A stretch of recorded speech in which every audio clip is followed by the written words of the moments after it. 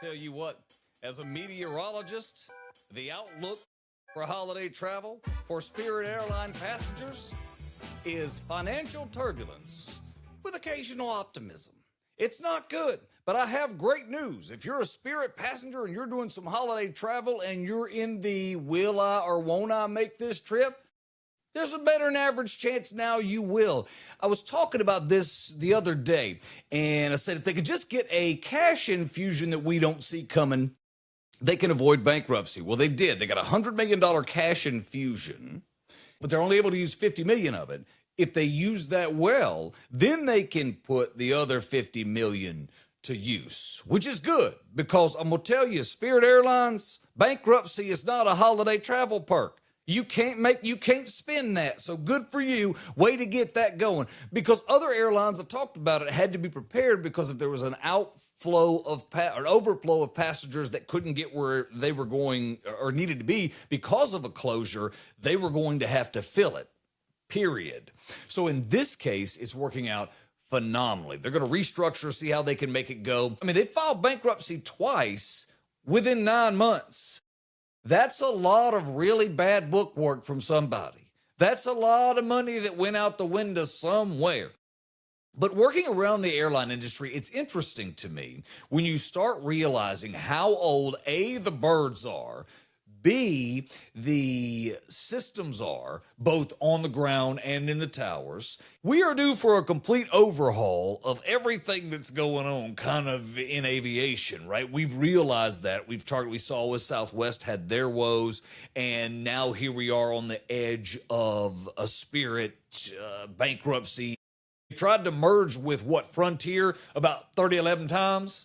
So I think there's another run at it, which is really a kind of a mess because they've been on again, off again.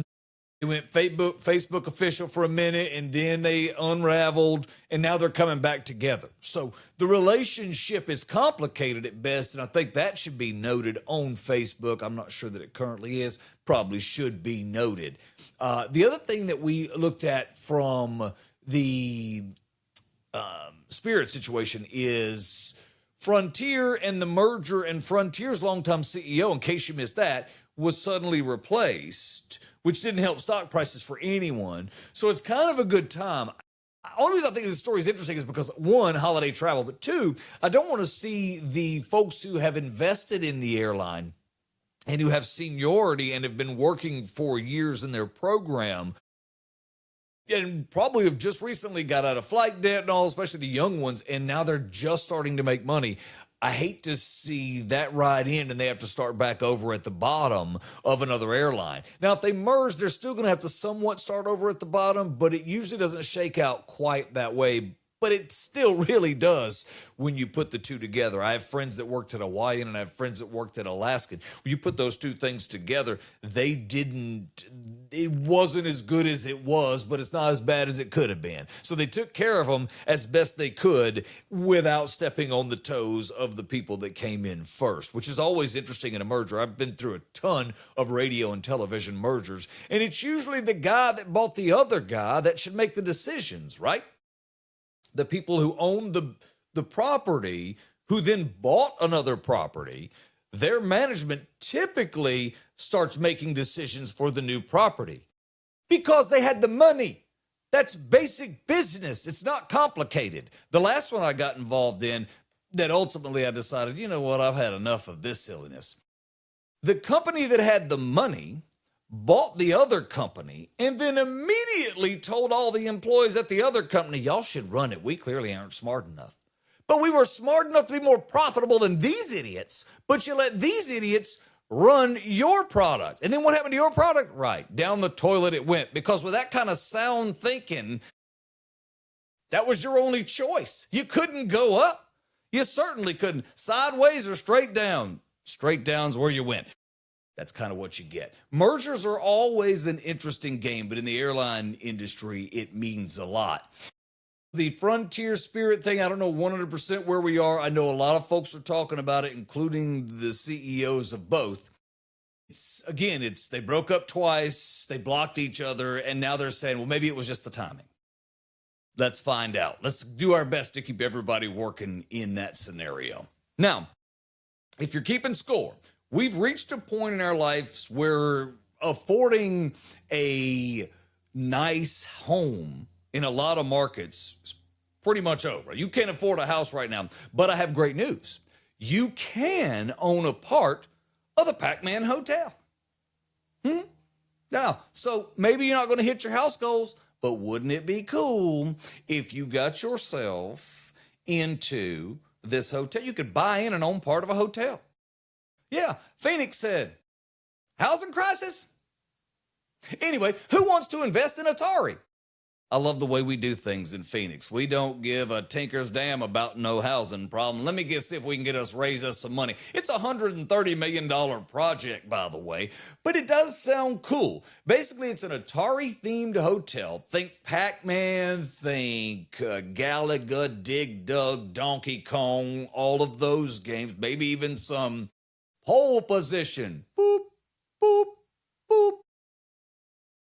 Maybe we get that going on. All of the good games are going to come out here. Now, we'll give you some fact-based stuff, so I'm going to read this. 91 rooms, 19 suites, 72 standard rooms. A play on the year when Atari came in, 1972. That's pretty cool. And they're going to have a 2,000 persons or seat venue where you can do live sports, maybe live gaming, which is very interesting, and catching on with esports and the magnitude of esports. If you don't know much about esports, things like Rocket League and some of the other offerings, I can't think of them. I want to say Battlefield, and some Fortnite, some of the other ones that are on the bigger scales. And the college scales use a bunch of games, but Rocket League is certainly one of them. That has grown to a level that most people don't even realize. If you haven't done any research on it recently, I'll give you some idea. The number of people that are watching the Rocket League Championship Series, the finales and things, so there's Super Bowls, if you will, is more than double all the viewership to all other sports combined, with the exception of football, of NFL football. It's incredible. So they have their own infrastructure. They do everything, if you're not into gaming, but they're doing everything on those platforms like you would see Super Bowl, NFL, and when you can get into it, it is an absolute blast to watch. If you got a kid or a grandkid that's doing it, check that out. It's fun. I do get to play a little bit. I enjoy that. It's pretty good rush. Donkey Kong is one of the things they're talking about. Asteroids is one of the things that they're talking about, which plagues me. Because with Asteroids, those were the worst graphics ever. It looked like the demo setting at Radio Shack. It was terrible. Only thing Asteroids ever taught children was, try all you want, but eventually rocks are going to kill you. The game sucked. Let's not kid ourselves. But man, you could go up to the Quick Mart right by my house.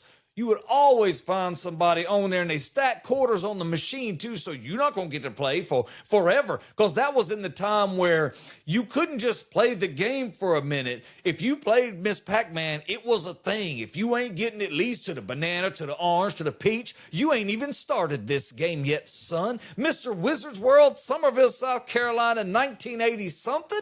That's the only place to be. We're all there. If you're on a date, you get to sit down and play Pac-Man or Galaga so you can have a talk with your pretty young lady or your pretty young man. It was a fun time. Everybody got all the quarters we could get. The song was, I got a pocket full of quarters and I'm headed to the arcade, and so were we. We could not get there fast enough on a Friday night. Now, you only had so many quarters. You only had so much money. Each game, now today, it's not the same as it was then. When you put a quarter in a game here, a hand comes out. In the current sitch that we're in right now, if you go into one of them mall places, oh, sir, you put in a quarter, a hand comes out, and it's like, you got a 20? Because I don't know what this is. It'll spit it back out. They don't do coins. And now they just do credit cards. It's legit. But 75 cents to $1, $1.50, $2, $4, nothing to play a video game today. I'm talking about a quarter. That's what you needed. And we stacked quarters.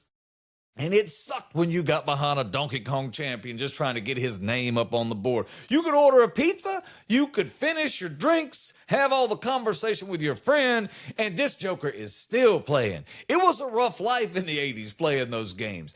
I absolutely loved it, though. It was one of those things that it was an infatuation from me from the beginning because it happened in my era.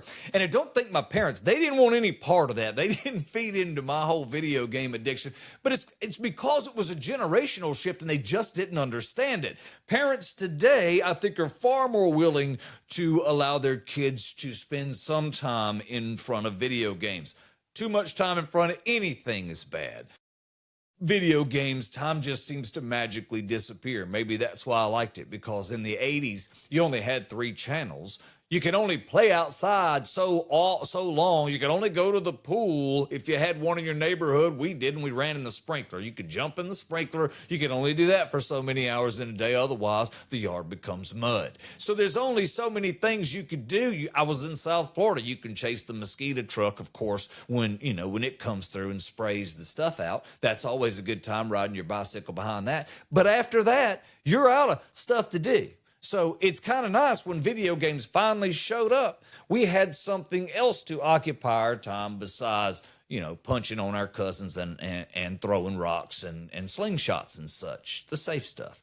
Nope, we had video games, and that corrupted what was left of our minds. And what's interesting is my cousin and I were basically the same age, and we didn't come from money, neither one of us. And so neither one of us had video games in our homes.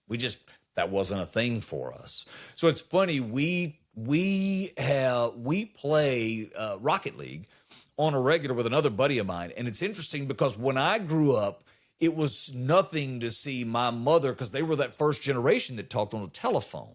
So it was nothing to see my mother cook dinner with a phone hat like this and a cord and walking around. And the cord would go on for like 37 miles or so. The cord would go over to the neighbor's house if you needed it to. You had the extra cord. You had to pay for that. That wasn't free, though. That didn't come for free. But once you got that extra long cord, you could darn near kill somebody. You could just basically behead them with a phone cord. It was not uncommon.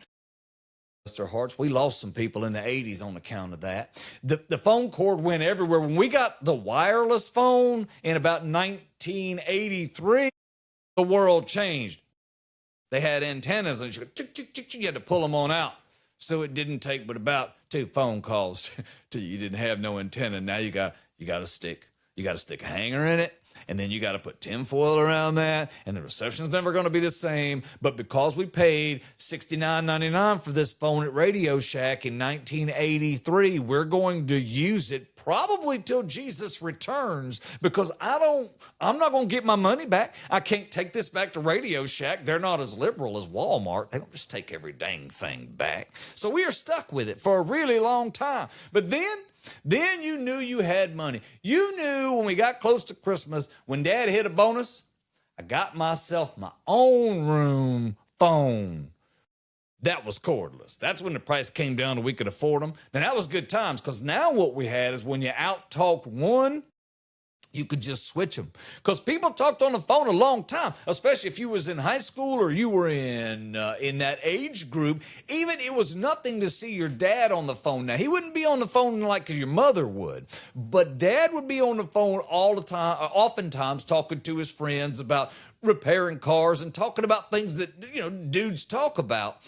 And it was nothing to see that happen on the phone. Today, that's super uncommon to see a couple of dudes talking on a phone. It's just odd.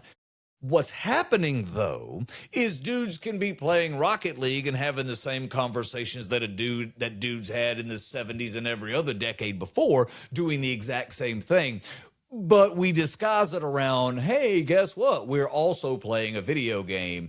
And then you put tournaments in the middle of it, and it becomes a way to communicate.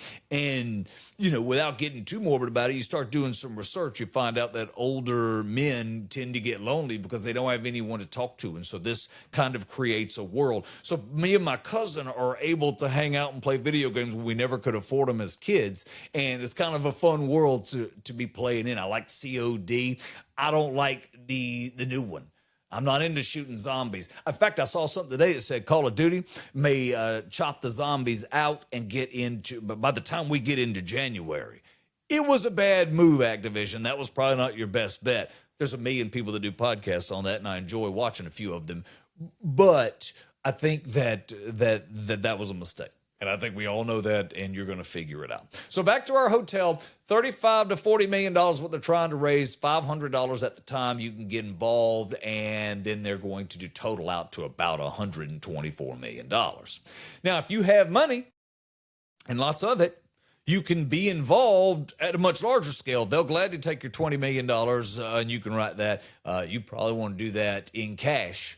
I don't think they're going to take a check on that amount. They might. We'll see. And so I'm anxious to see how that plays out and how it'll look. It's right in Phoenix, so I'm looking forward to going to take a look. I think I have time for one more, right? Do I have time? Yeah, okay. It is interesting to me that we live in a world where you can Google anything. Yet people still buy Jeeps and are completely surprised when they're a hunk of crap. I don't get it. This is not that complicated.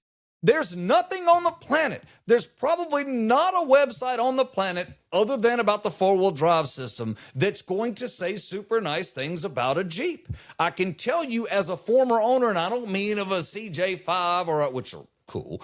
But I'm talking about a recent 2022 Rubicon. This thing was dope. I mean, it was absolutely dope. I got it in the vehicle crisis during the time when there wasn't much available and you couldn't get used cars. And I had a nice trade. So I handed that thing in and they wrote me a check for $10,000. I was like, what? So I handed this thing in. I couldn't hand it in fast enough.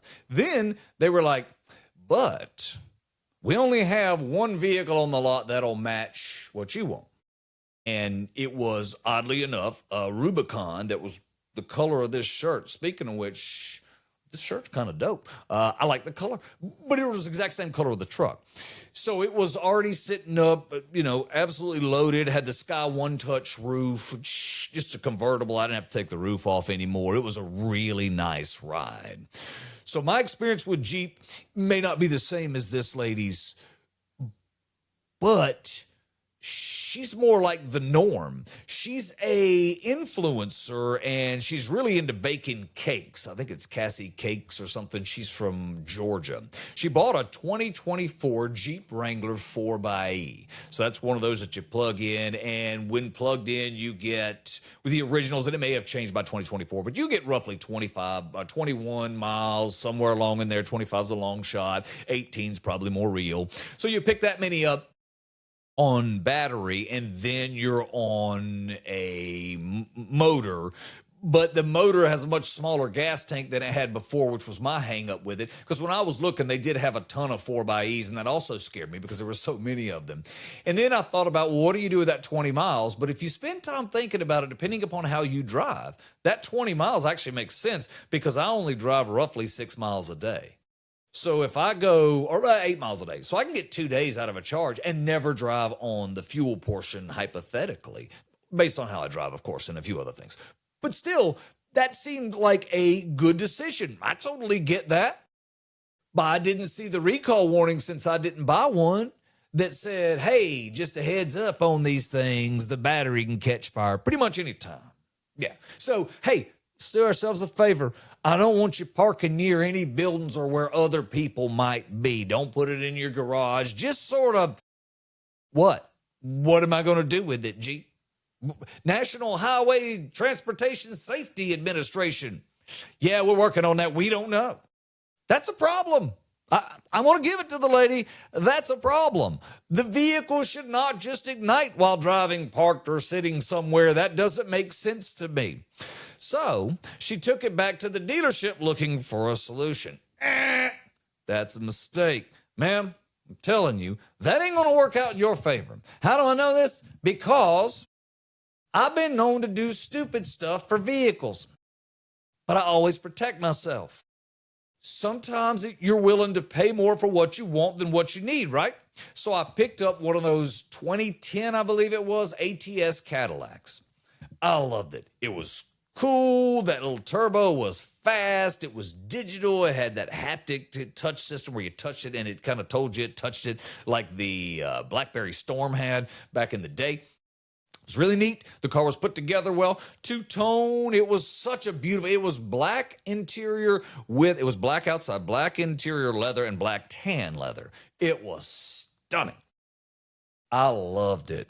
A blast. And I leased it because they were brand new. They were trying to get them out in the street. And I got that thing for like $400. I didn't put any money down or nothing, so it was great. And I leased it because I figured that's a guaranteed deal. I can just hand you back the keys and we're done at the end of this no matter what happens. And I didn't trust General Motors or Cadillac. That's just the fact. In that situation, their quality wasn't good. So, and it didn't change much. Let's not kid ourselves. So I said, okay, I'll take the chance on the lease. Well, it wasn't a month later or two when it started making noises. It didn't make no sense. So I took it back to the dealership, still under warranty. I was like, this ain't going to be a problem.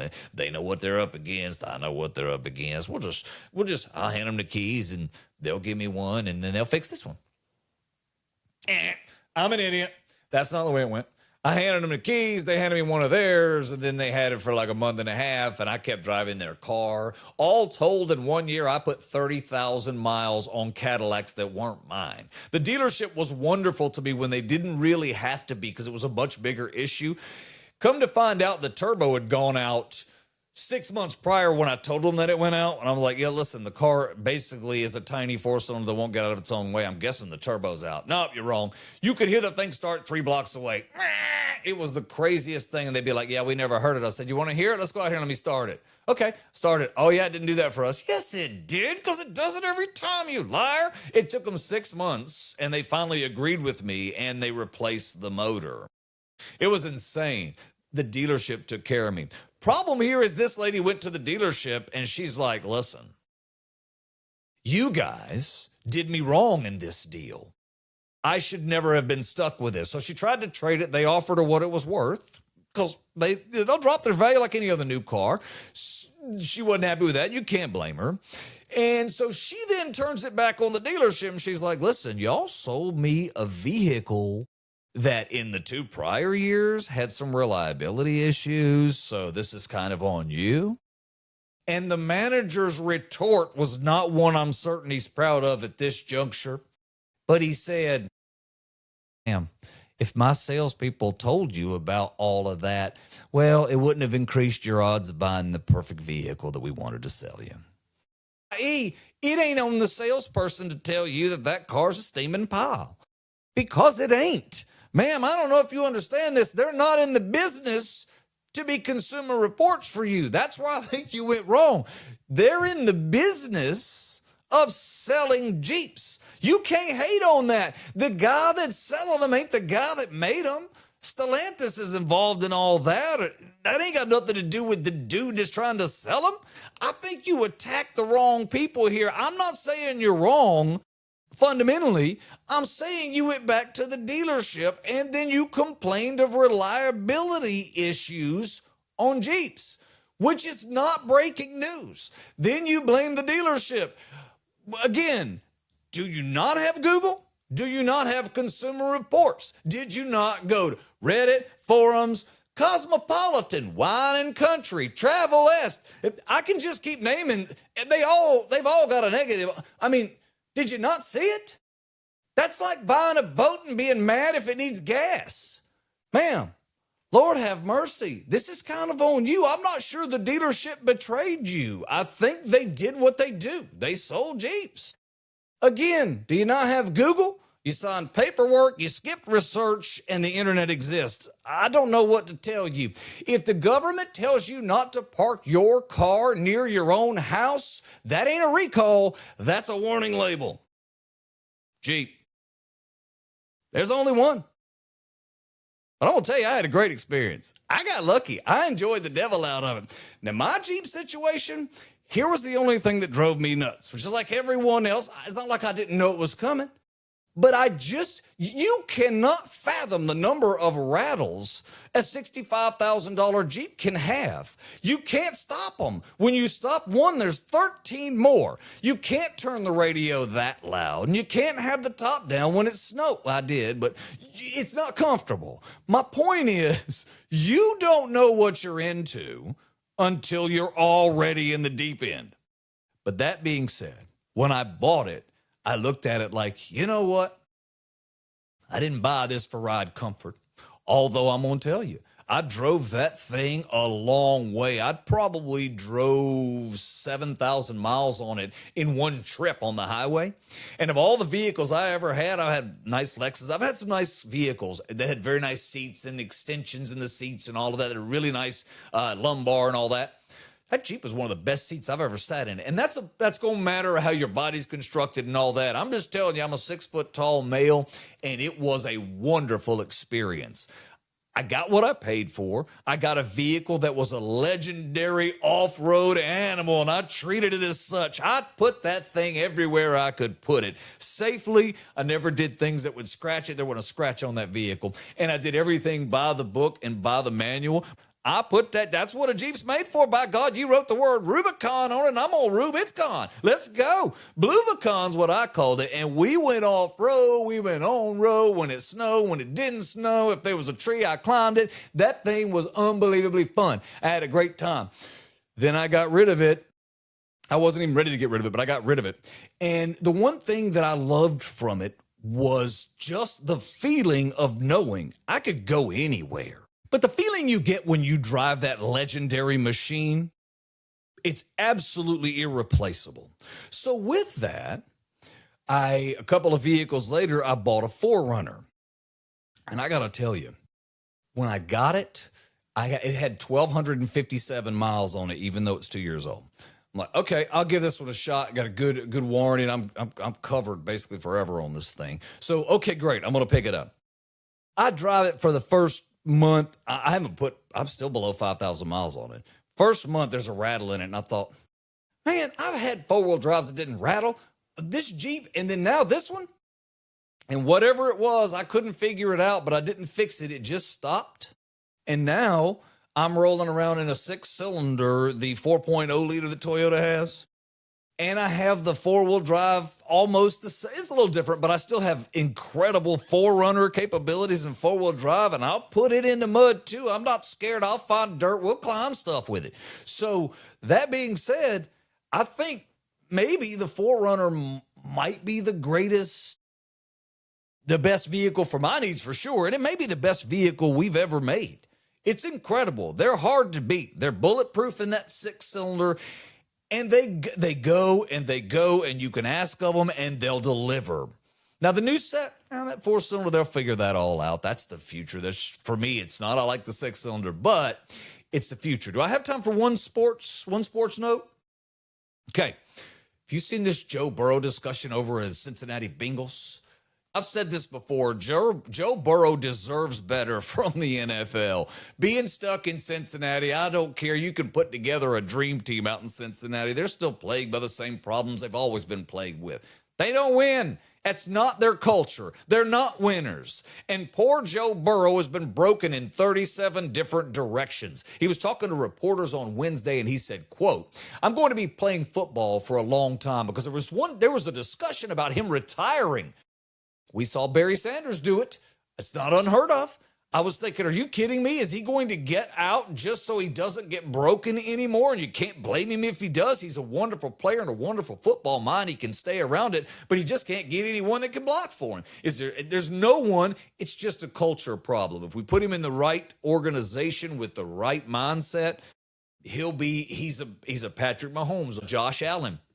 Certainly on that level. So that pains me to hear about retirement, but I did like when he said, I'm going to be playing football for a long time. He added that he feels like those outside of the Bengals organization want him to hang it up, and he feels like he has to fight to play because he loves the competition. That's a great approach. He also talked about as he continued on, he talked about how he wanted to continue to play as long as he was having fun. And he hasn't been having a lot of fun lately. So it makes me wonder, I'm hopeful that maybe the Bengals will look at it and go, okay, either we got to get it, we've got to support him, we got to give him a better front line or whatever and there may be some other things we got to look at too because it's a process. But whatever that is, hopefully we can protect this man because he's so much fun to watch. And I hate to hear the word retirement. I mean, the guys, he hasn't been here long enough to talk retirement. Are you kidding me? We have Phillip Rivers. We can save Joe Burrow. Free him from Cincinnati. Free him from a life of bungledom. He deserves better than bungledom. Hashtag Joe Burrow forever. Hashtag Joe Burrow to Arizona. Hashtag thanks for spending time with us today. I appreciate you. We are on Spotify. We're also on iHeartRadio. We're on Amazon Podcast. You'll find us on Facebook at Bud Ford Comedy. You'll also find us on YouTube.